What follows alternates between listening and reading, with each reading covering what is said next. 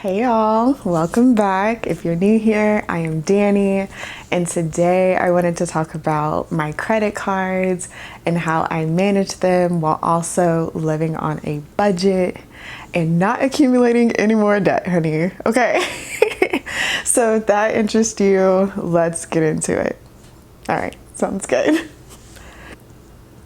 All right, so here's my credit card stack. As you can see, there are 4 that I use regularly. I do have my favorites, and we're gonna address each one of them, but I did wanna cover what credit cards I have first. Get that out the way, okay? So my first one, and I don't know how I'm gonna hide personal information, but my first favorite card is the Amex Gold card. I've had this since I think 2019.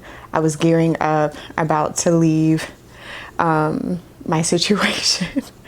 And this is like the first card that I got that wasn't like a joint card or anything like that during that time. And so I love the Amex Gold, and I use that most regularly. And so I use it for my groceries as well as eating out, which is 2 things that I do all the time. So my other high use card is the, Lord, it has so many numbers on the front, is my Freedom Unlimited card, and that's from Chase. I have things to say about Chase, but I won't say it in this video. But I do use the Freedom Unlimited a lot because of like the spend categories, and I'll put those on the screen because I'm forgetting. Yeah, I like using these 2 together to love on each other. And then my fancier cards, I have the Amex Platinum as well as the Sapphire Preferred card from Chase. And so these are like travel cards, and I use my Amex Platinum, of course, to get into the lounges. I get really good hotel deals and benefits. They pay some of my bills, and I'll put that on there as well later on. And so, yeah, I really do enjoy the Amex Platinum for that. Of course, the fee is expensive, but if you divide it by 12 and look at your use case, it's not that expensive. But hey, yeah. And then the Sapphire Chase Preferred, the Chase Sapphire Preferred, I use that. Well, I got it for points, and so I've already did what I needed to do with this one, but I'll sometimes use it overseas if they don't accept Amex, and I'll use the Chase Sapphire Preferred, so I'm not getting any type of fees or anything when I am outside the country.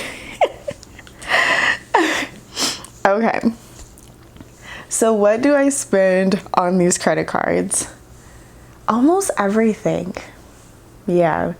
So what don't I spend on credit cards? And so it's my rent and anything that will charge me a fee if I use a credit card. And I think that's my phone bill and my car stuff as well. So yeah, that's it. 3 things. Everything else, all bills are charged on one of these credit cards.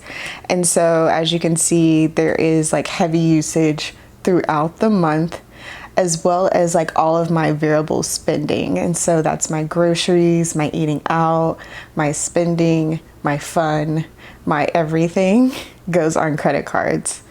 And yeah, I've been able to manage that it's been 4 years now of me living out in this world as a single girl, and I have not accumulated interest. And so now this next section, I want to show you how I'm actually budgeting in these credit cards and ensuring that we're not getting in more debt. So as you can see in my monthly budget, I'll put my bill name and whether it's being taken out of a credit card or my bills account. And then I put the actual credit card name beside it.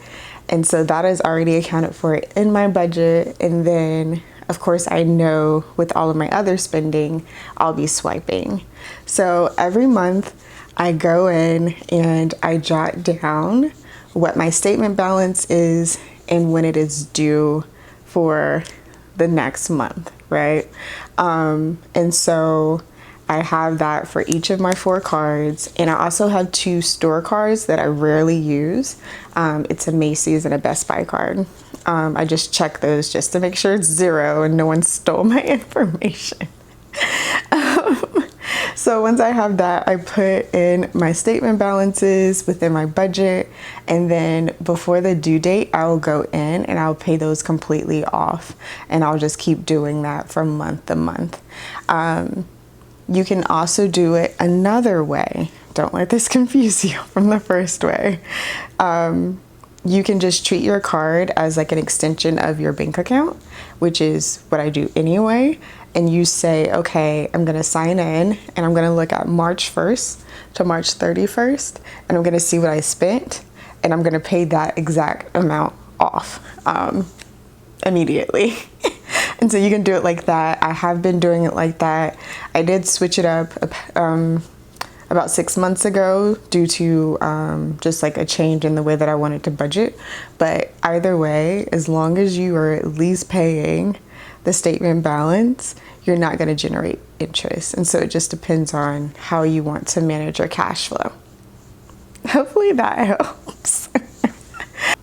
So that's it, y'all. My credit cards and how I manage them. It's nothing crazy like that. I just use them like it would be cash.